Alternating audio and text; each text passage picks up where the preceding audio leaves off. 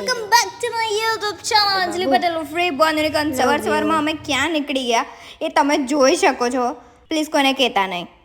Guys મારા x મારી first birthday પર અહીંયાથી મેકઅપ આપેલો. ફર્સ્ટ બર્થડે પર એટલે રિલેશનશિપની ફર્સ્ટ બર્થડે બધી બ્રાન્ડેડ વસ્તુ 100 રૂપિયામાં બોલ. પછી મેં એ જ ડબ્બુ એની બેનને પકડાઈ દીધેલો.